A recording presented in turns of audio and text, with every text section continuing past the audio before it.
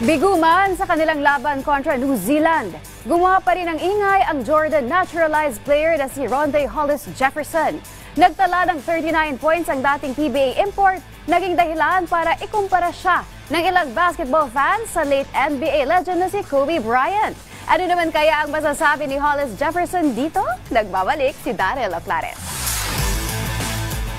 Mula sa hairstyle, estilo ng paglalaro at maging sa suot niyang numero na 24, maraming mga basketball fans ngayon ang nakapansin ng pagkakapareho ng Jordan naturalized player na si Rondae Hollis Jefferson at ang namayapang NBA Hall of Famer na si Kobe Bryant. Matapos ang kanyang 24-point performance laban sa Greece nitong nakaraang Sabado, 39 markers naman ang ibinuhos ni Hollis Jefferson kagabi kontra sa New Zealand na pinakamataas na naitala ng isang FIBA player matapos ang 47 points ni Dirk Nowitzki noong 2006. Dahil sa kanyang magandang ipinakita sa kanyang mga laro, nakatanggap ang former PBA import ng Kobe chant sa Mall of Asia Arena tuwing titira ito mula sa free throw line. Sa naging panayam ng media kay Hollis Jefferson matapos ang laro, inilahad niya na sa kanyang murang edad ay naririnig na niya ang ilang mga kwento patungkol sa tinaguriang The Black Mamba.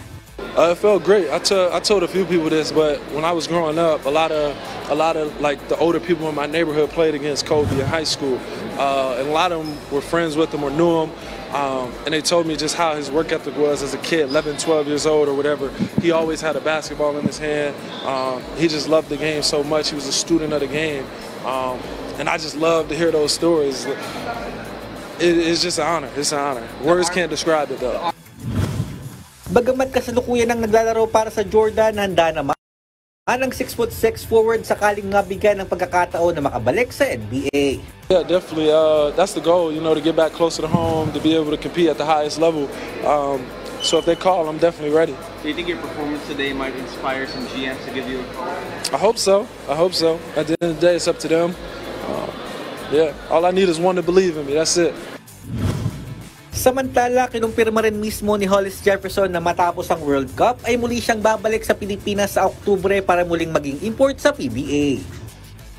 Daryl Oclares, PTV Sports.